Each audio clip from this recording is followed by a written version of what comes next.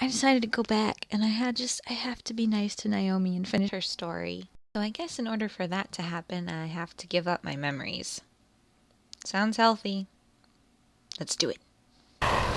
Goodbye, my incubi friends. My magical powers, my lovely, unicorn. My mind began to wander. Were the memories truly worth my life? I remembered the way the boys helped me organize the house party and helped me home after Melix's ordeal. But then I remembered, I'm only human. I wasn't a demon. I wasn't special. The world of magic was too large for me. I already had a world to face without magic being involved. I felt a wave of sadness run through me, replaying the memories of all that had happened the past few days one last time before speaking up. Fine. Take my memories. I couldn't keep them. They were beyond my world. They were beyond what I needed to know. I was never meant to know any of them. Diana nodded. Glad you understand now. The pit beast below me closed its jaws, vanishing into nothing as I was lowered to the ground. I stood straight and looked to Diana, resolved. Diana sighed before closing her hand and muttering Latin phrases under her breath, loud enough for me to barely hear. She then opened her hand and revealed a small purple vial. What is that? A memory potion. It will remove all of the memories of demons and magic from your mind. With the memories gone, you can live your life as free as you want. What about the boys? I have a spell for them. As soon as you drink that potion, you sign your contract with me, and I will take the boys back to where they belong. Will they remember me? I'll make sure they won't. They won't even remember ever thinking about coming to the human world. This is so sad. Why didn't you use it before now? Why do I have to drink it knowingly? Because demon magic isn't black and white, dear. The one catch is that the potion has to be drunk with full natural consent. So I can't just slip it into your chocolate milk or pour it into your mouth as you sleep. That's the downside of good succubus magic. So I'll be... a plain, boring human. No potential, no abilities, no memories to even have abilities. You'll be a plain Jane girl in a plain Jane world. I nodded before looking at the vial. My memory in exchange for my humanity. I popped the cork of the vial and gingerly brought it to my lips. Goodbye, magic. Goodbye, demons. Goodbye, strange future. Eric, come back. Oh, gosh. No, that's so sad. I don't want to do this, but I guess I have to. Whatever. Maybe you'll be like, I had a dream. Hello, normalcy. I tilted my head back and chugged the drink down, feeling its magic already starting to work as it reached the inside of my mouth. I felt dizzy and sick, but I sucked down every last drop of the liquid. I felt the memories of the boys fade away. I never met them in my house when I moved in. I never was attacked by Melix or his goons. I never was kidnapped. I never met Diana. As I finished drinking, I felt my body grow weak, almost becoming unable to continue standing up. My vision was blurred and fuzzy, and I couldn't help but let my eyes shut. I asked for this. I wouldn't have the boys protecting me anymore. I didn't even open my eyes when I finally fell forward into Diana's arms. It's for your own good, sweetie. Oh, Forget about it and be normal. her name is gone. I'm sorry. I felt my mind slowly relax. There were no demons, no devils, no magic to drive me crazy. Everything was normal. Everything was peaceful. Everything was ordinary. Just the way Diana wanted. Just the way I wanted. Eventually, the morning arrived and the sun screamed at me to get up. Surprisingly, I woke up before my alarm clock, which was nice. I stretched out and quickly got dressed, getting ready for school. I went over in my mind what had happened in the weekend, suddenly feeling wary. I moved in Friday night, held a house party Saturday, and enjoyed my day Sunday. Yep, sounds right. I scooped up my bag and went downstairs to the dining room. The room was empty and I felt hungry. I needed to eat something. I looked to my phone and saw a text I must have completely forgotten about. Naomi asked if I was okay. If I was okay? What did she mean? Did something happen yesterday? I tried to remember, but for some reason yesterday's event seemed blurry and almost blank. I remembered going to school, dealing with Lisette, and then going home. I don't remember, however, exactly what went on. I must have been, or else I wouldn't be safe at home. I rubbed my head, trying to shake out the exhaustion. Damn studying. I sighed and texted back. Sorry, I forgot to text you back. Everything was fine. See you when you get here. I made myself some quick toast and coffee, needing a jump start. I felt drained, and I did not want to fall asleep in class. Something bothered me, though. My house felt empty, or at least emptier than when I came for some reason. Couldn't put my finger on it, but it slightly bothered me. I finished my food and quickly rushed to the front, waiting for Naomi's car and confident that nothing was going to happen. I avoided talking about what happened yesterday. I'll be riding with you guys from now on to and from school. We quickly gathered our stuff and headed to class. There were no events, to my surprise. Naomi and Suzu took their seats around me. Suzu in front of me, Naomi beside me, before the class bell rang and the class was greeted by our teacher. History wasn't as boring as economics, but I still managed to space out in the class just the same. Naomi seemed very tense, focused on her desk more so than usual. I was almost tempted to poke her and see what was wrong. My phone, though, vibrated in my pocket. Thank goodness I set it on vibrate before class. Pulled up my phone and checked it, seeing a text from Suzu. I began to text back, suddenly going to a text conversation. Dude, what's up with Naomi? I don't know. Man, I hope everything's alright with her. This isn't like her at all. Same here. I looked over again at Naomi. She was intensely scribbling in her notebook, almost obsessively so. The grip on her new-looking purple pencil was almost tight enough to bend it with each stroke she made with it. I kind of worry about what will happen, though, once we get together. What about Suzu, you know? We were all best friends. By the way, Kay kinda let me in on what's going on with Naomi. What's going on with her? Apparently, Naomi's got a crush on someone. A huge crush. She's been to the cafe to see Kay multiple times since the beginning of the school year. Oh, so she's liked me the whole year? Really? I couldn't believe it. Was Naomi having romance troubles?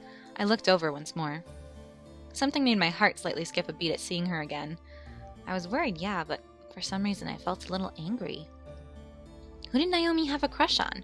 Why was she so nervous about it? Why couldn't she tell me? I put my phone back into my pocket, ending the conversation. Hopefully Naomi would explain things to me soon. I was almost abnormally curious about her and this mystery crush. Time continued until the end of the class period for that exact status. Naomi held her tense ground, focusing on nothing but the incoherent scribbles on her paper, while Suzu and I watched on in worry, not caring for the class we were in. As the bell rang, Naomi stood up suddenly. I need to go. See you in economics. Okay. For the first time ever, Naomi was the first person out the door.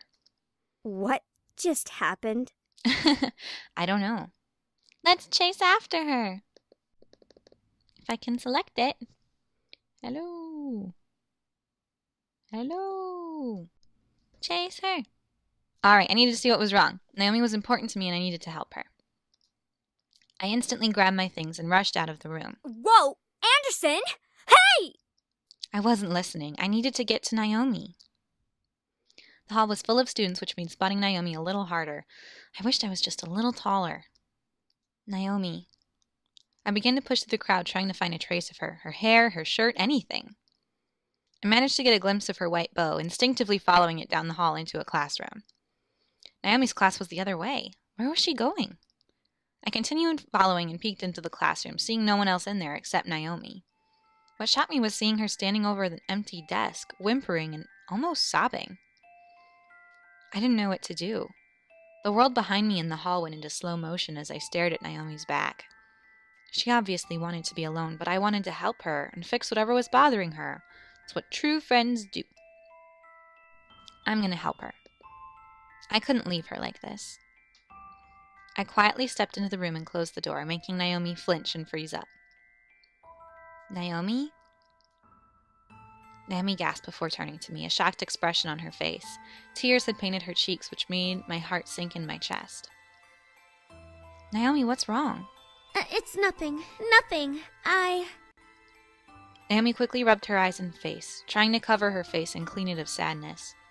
I pressed my lips together, not believing her.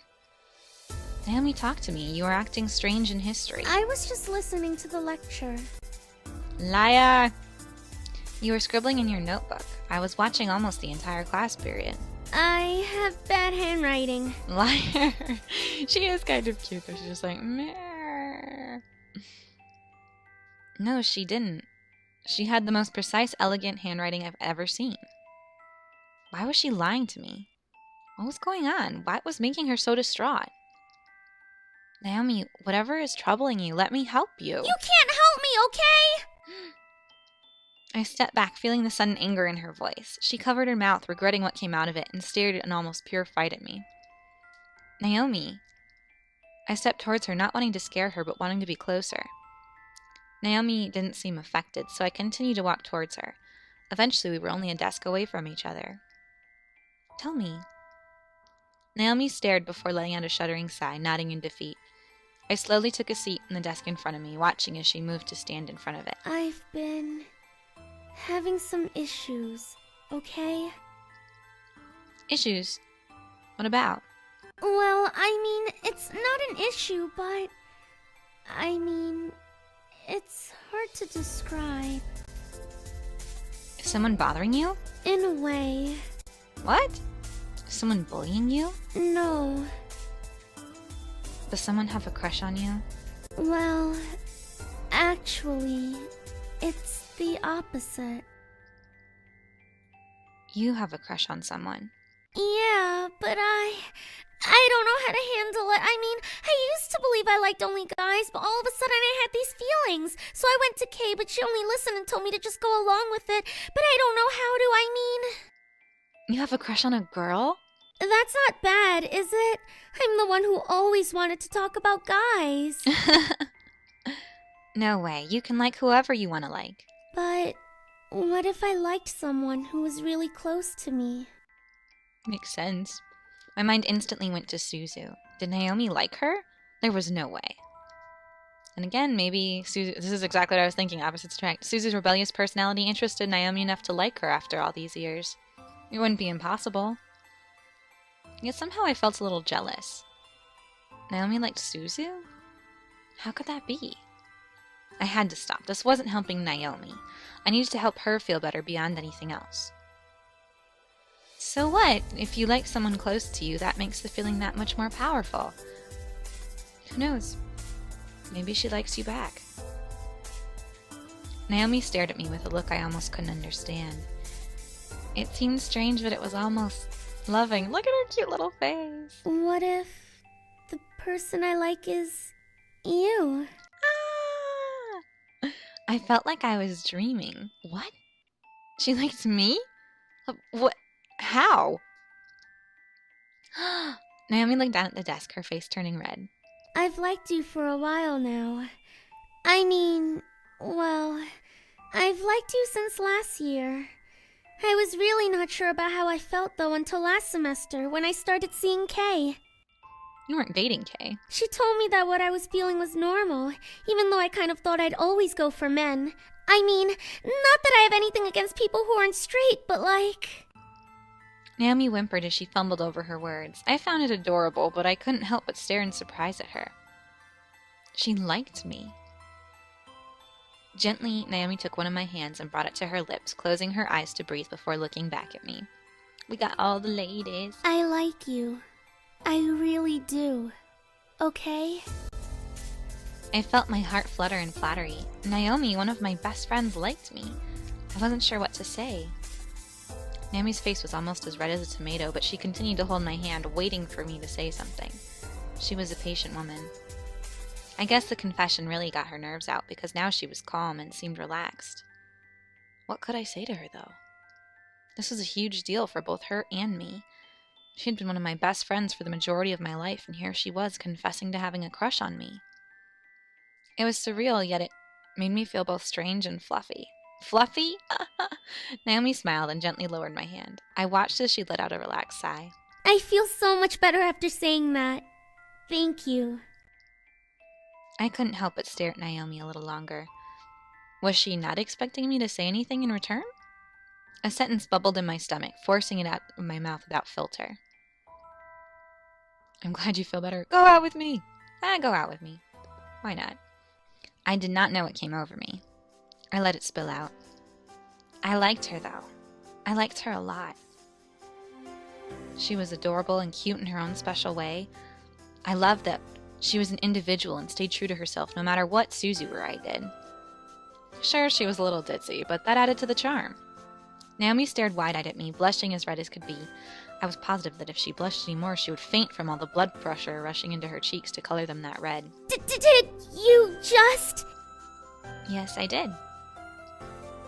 I stood and slowly took Naomi's hand. I needed her to know how I felt. She poured her feelings out to me. It was more than fair to share mine with her. I really like you, too. You're adorable, and I love that about you. You're kind of sophisticated, and you have this sort of charm. Naomi, will you go out with me? Naomi was completely red in the face, but her eyes started to water. Rogue tears dripped from the edges of her eyes as she smiled at me. Yes, I will! Naomi rushed around the desk separating us and hugged me tightly. Ah, that's cute. I held her to me and smiled. I felt a small part of my heart fill with pure joy. I felt happy, like nothing was going to stand in the way with Naomi to help me. Months went by since Naomi's confession. We were happy, and eventually graduation came along. She graduated. Naomi, my girlfriend, went to culinary school right after school, learning the basics of cooking and business. Her desire to make a cafe was astounding, and soon she was ranking as top of her classes within the first few weeks. Kay offered Naomi a job at the Pink Lady Cafe, letting her serve with Lily as a supervisor. Naomi instantly accepted and worked with Lily to bring customers into town with the best coffee and treats ever made. What of my future? I finally decided to stand up for myself with Naomi's support. So Andrew's the CEO again. I want... My grandfather would have been proud to see how Andrew helped it shine. Whatever. So the future is not scaring her into a corner. Did I want to help Andrew build the company? Did I want to venture off on my own? Naomi reassured me that she would support me and help me through whatever I decided to do. I was grateful and would never forget that promise. I was happy, and nothing could shake me down from that happiness. Hey, can I come over? Yeah, sure. What's up? I just need to talk to you. Okay, I'll see you in a bit. I grew worried. What was wrong? Did something happen? My mind began to sort through possibilities of what could have happened. Naomi's car's there. She's looking at me with a gigantic happy smile. Guess what happened? Wait, guess what? Just guess. All right. Did you get transferred up a level in class? Nope. All right. Did you win something? In a way. What? Before I knew it, Naomi was holding up a ticket that had the word Paris printed across it in bold letters. Guess who's going to Paris for summer before sophomore year? Oh my gosh, that's awesome. I smiled, seeing how happy Naomi was. She and I both knew that France was a great place to learn about cafes, second only to Italy. However, I felt my heart grow heavy. She was going to Paris. The trip was in 3 days, and it would last the entire summer. She and I had talked about going together as an international date of sorts, and she was going to go alone. Huh? I know that look on your face. What's wrong? We'll be in a long-distance relationship. Naomi stared at me blankly before looking into her hands. She then started to giggle before laughing almost hysterically. What's so funny? I'm sorry, I didn't show you. Naomi gently moved her fingers, revealing a second ticket behind hers. I gasped and stared as she smiled widely at me. We both can go. Kisses! I felt my heart lift from the heavy feelings as I stared at the second ticket. I quickly rushed at Naomi and hugged her, kissing her. She was shocked, but as I felt her relax in my arms, she kissed me back. I didn't want to wake up if this was indeed a dream. I felt light as a feather, not wanting to ever let go of this woman in my arms. There were no words that could describe the emotions within me. I felt joy, happiness, ecstatic, high, all at once. Here I was, holding the woman I've wanted to be with like nothing else mattered. I vowed to cherish her and love her for the remainder of my days and beyond. And that was my happily ever after. Naomi's love. Oh. That's cute, and we've seen that before. So I guess the only other ladies we have are Suzu and Diana, and so we'll see them next time. Let me know what you thought of this episode, and I hope you stay sweet.